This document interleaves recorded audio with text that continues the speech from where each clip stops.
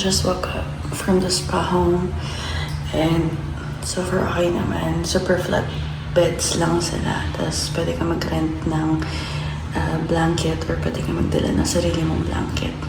I just woke up from a 4-hour nap. Super dry nga lang sa loob. Pero ayun, balik na tayo at mag-base na tayo para punta naman na tayo sa next na plan natin, which is to take the bus going down to Myeongdong.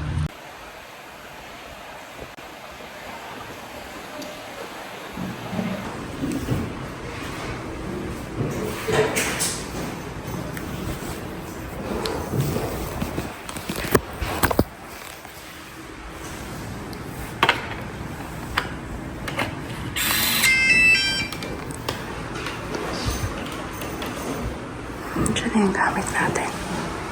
Ibabalik natin to kasi na-rent natin. Base lang ako, guys.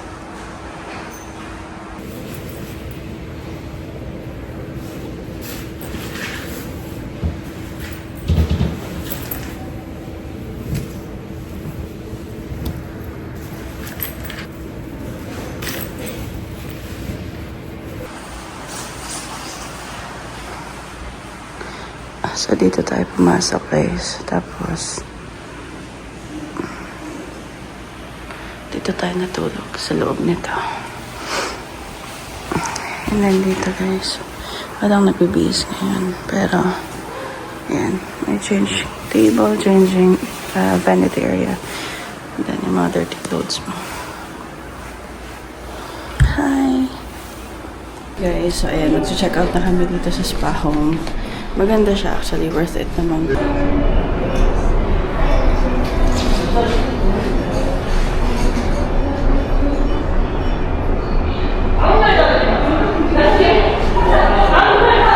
Diyan tayo pumasok kanina. Spa home.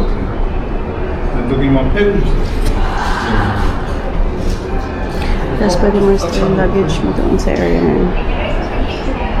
Diyan kayo mag-check-in. Bibigyan kayo ng tag after. So, dito nga pala sa spa home kami, guys, nag-stay for about 6 hours. Worth it siya pag nakarating tayo sa Incheon Airport na madaling araw or late night. Tapos, hindi pa kayo pwede makapunta sa hotel nyo kasi nga, super aga or super late. Wala nang sasakyan, ganon. Ang rates niya is, for now, it is February 2026, guys. Ito ang rate natin ngayon.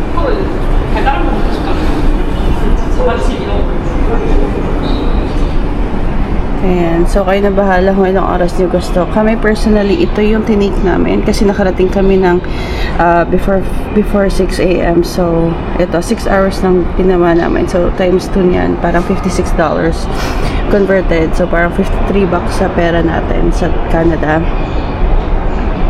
Tapos, ayan. Marami ka naman pwedeng gawin at marami naman silang amenities na binibigay. Depende kung anong gusto mo.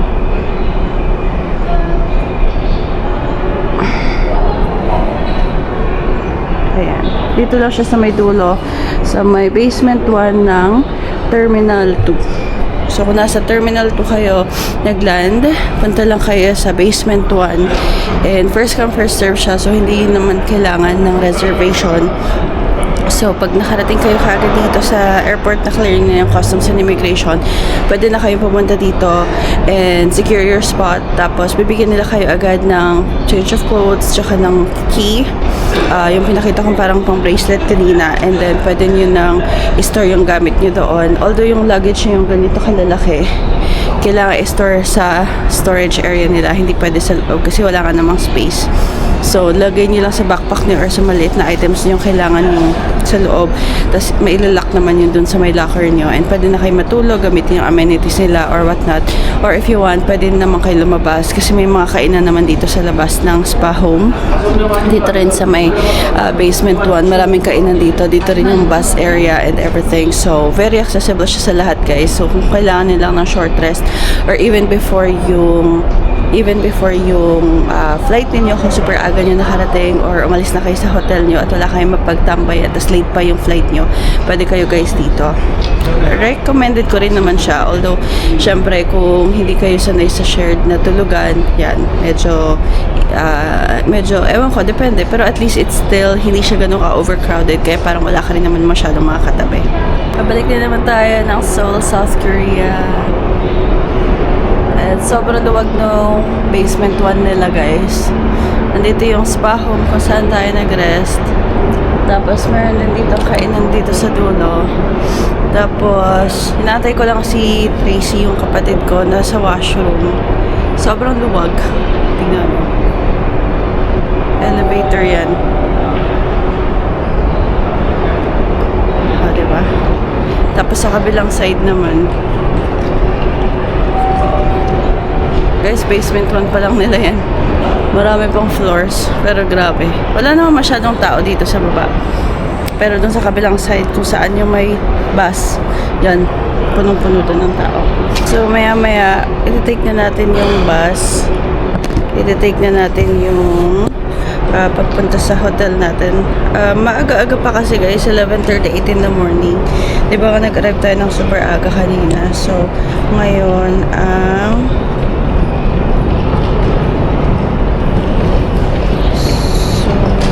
weather. Okay, based sa Google, ang weather ngayon dito sa Seoul is 5 degrees. Feels like 3. So, feels like 3 degrees daw. Kaya, winter nga naman. So, marami pang naka-winter coats, panlamig. We'll see how cold it is kumpara sa atin sa Canada, diba? Pero at least doable yung weather. Hindi natin kailangan ng super duper kapal talaga na panlamig pa. Although nasa loob pa naman tayo ng airport, so hindi ko pa sure sa labas. Technically, mula nung nag-arrive kami, hindi pa kami lumalabas sa labas mismo ng building. Nandito lang tayo sa loob. Kumain lang tayo dito at saka nag-sleep dito, nag-rest tayo dito sa may home spa. Kaya, tignan natin mamaya. Hanap na tayo guys ng convenience store para tayo ng energy drink. And then, gusto ko rin magkape. Coffee!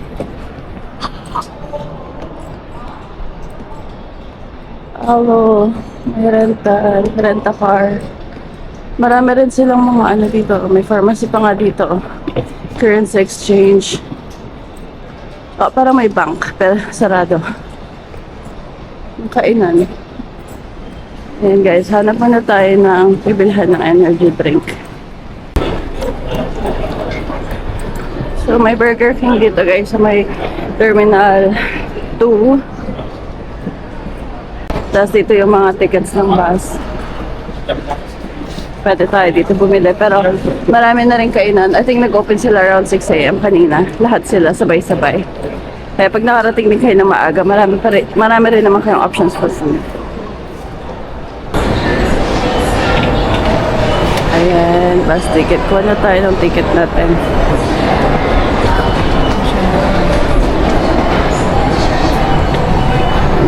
Myeongdong. I think here. Oh, the station itself. Pero, I'm wondering kung 6001. Eh, yung ticket natin. Yuhuu! So, 12:18 yung kinuha natin kasi para may time pa tayo magkuha ng drinks and mahanap yung lugar. Kasi first time natin mag-bus from here. Yung last time Airport Express tayo, kaya iba yung way nun. Tapos mas mabilis. At least bus na yun, diretso na yun halos sa hotel natin. Ngayon, hahanap tayo ng anong next? Why don't we go look for a convenience store para ano lang? Ayun, see you. Saan? Likod lang ng Starbucks, meron palang convenience store. Nagtatago guys, pero marami naman sila dito. Ayan, so Arex dito meron din.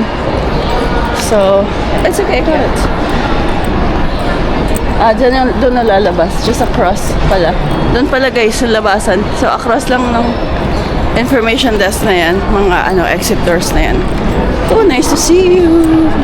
We're back.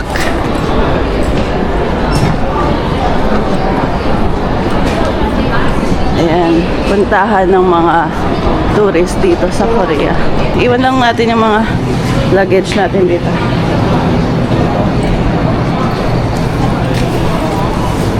Favorites. Banana.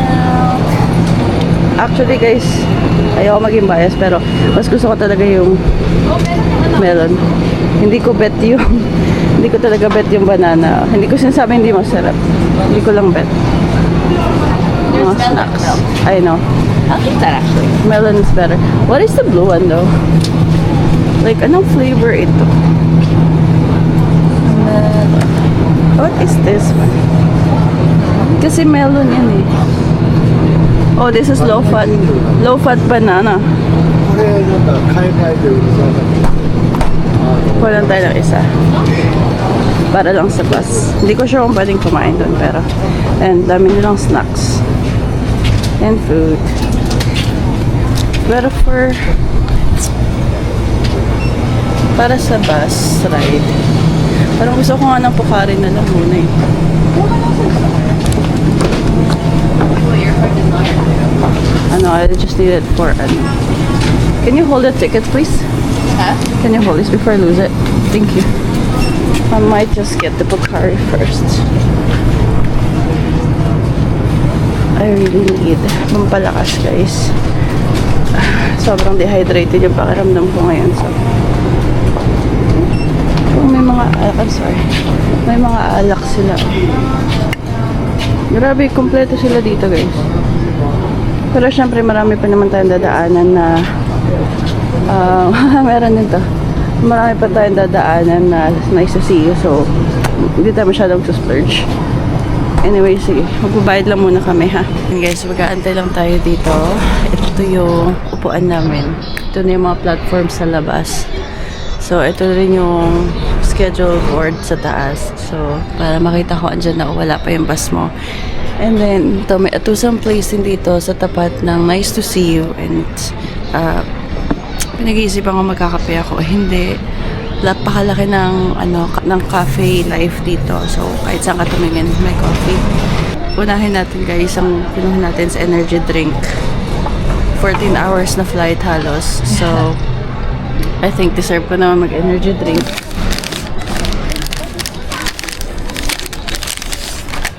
Kumuha rin ako ng chocolate na bread, cream bread.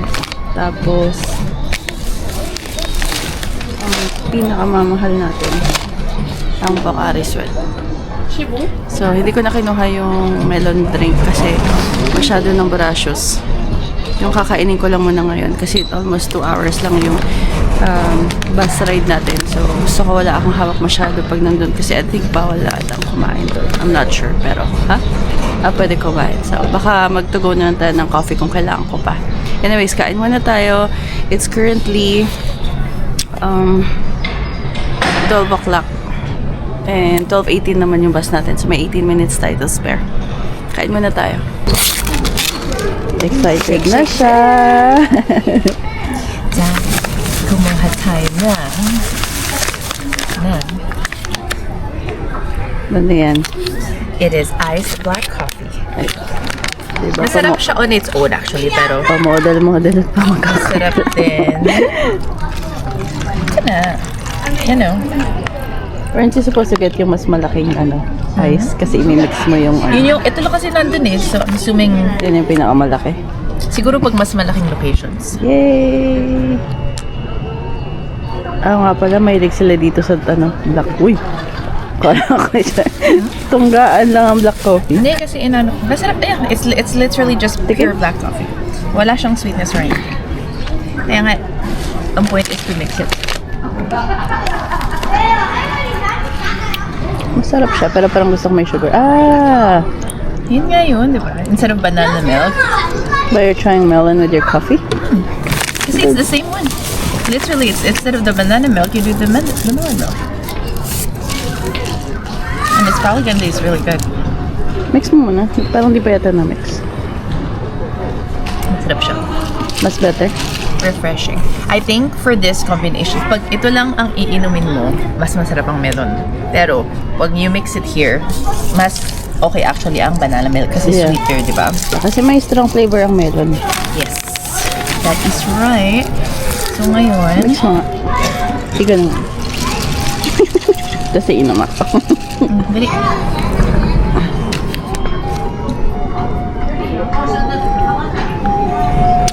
Yeah, kasi Diba? may sarili siyang flavor, whereas ang banana cream siya na parang i-neutralize niya yung pait ng coffee. Yay! I gotta rush. I gotta run. Ay, pakita po na ha. Sabay nag-utos ng kapatid. Yeah. 12:11 na guys. Yeah. I'm Dun gonna sa run. oras doon. I shall return. 12:11 na. Tapos yung dito, yung 12:18 na bus, paparating na rin. Yun yung sasakyan natin papuntang Myeongdong. So 2 hours yun guys. Bawa nagtapon ng basura, iniwan yung aking bottle. Kaloka tong batang to. Excuse me. And guys, so I'm so excited. Finally, after 3 months, nakabalik tayo dito sa Seoul. Pero this time, dito lang tayo sa Seoul tatambay. Last time kasi nag-Seoul and Busan tayo, which is my favorite. Pero just to have more time na makaikot-ikot, libot dito mismo sa Seoul. Nag-stay lang tayo dito ngayon sa Seoul for the whole duration ng trip na to. And then siguro next time, Busan tayo and Jeju Island and yung ibang area pa. Pero ayun, I hope maging okay itong weather and yung air quality. Kasi sabi naman nila, okay na yung air quality now or kagabi. So hopefully. Mabilis yung pangyayari. Kasi medyo, paglingon lang namin 12:15 na, tapos nagpa-flush na, 12:13 na, tapos nagpa-flush na yung board. Akala namin andyan na. So pagpunta namin dito, nagmamadaling tumulong yung mga, yung mga nag-a-assist. Ang mabait nila. Check nila yung ticket mo, check nila yung bag mo, lagyan na yung sticker, tapos ihilain na nila. Ang bilis ng pangyayari guys. Tapos ito, so far, pag pala dito kayo sa Terminal 2, wala pa katao-tao kasi kayo ang first dibs sa bus. So, nakapili kami ng magandang seat, yung tagi-isa, solo mode. Hi Trace. Hi Trace.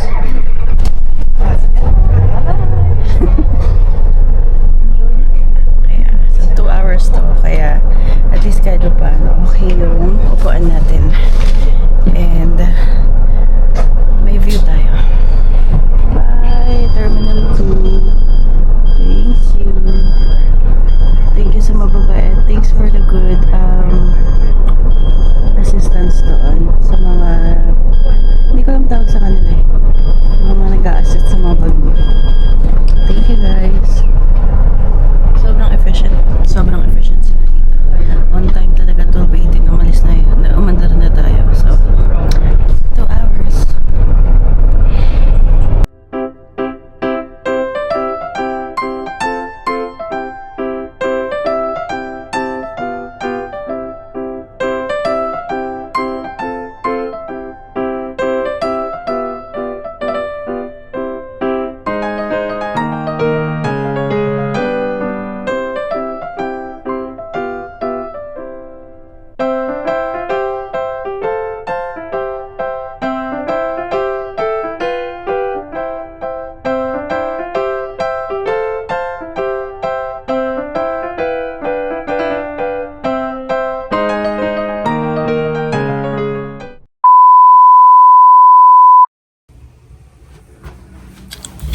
This is McLeary Hotel. Meron tayo dito bathrobes. Pagpasok natin sa door, there's a safe, there's a hairdryer, and there is the mini fridge at the bottom there. Oh my god, mini fridge na sa loob ng closet. So unique.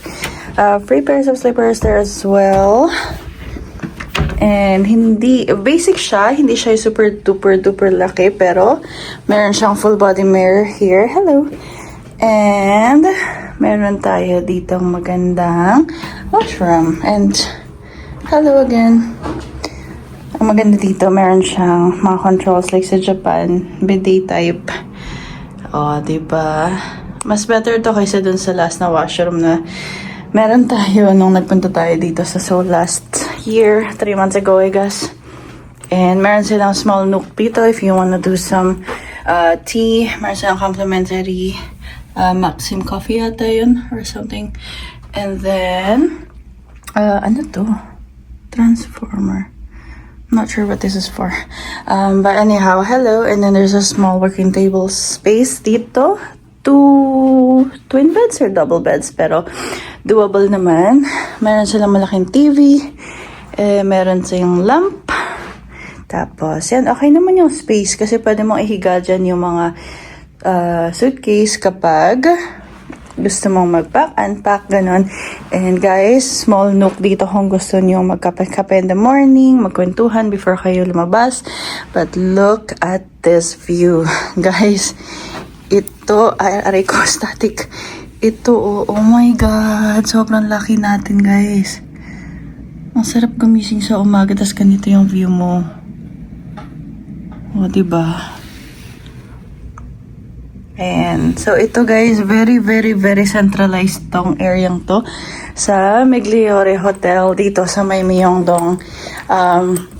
I'll talk about the price later and all other details, pero ito yung first na ikot natin, wala pang kalaman-laman. So, I will let you know kung ano yung magkano and kung anong klaseng room to in a bit. Mag-a-unpack lang kami and this is once again the Migliore Hotel in Myeongdong.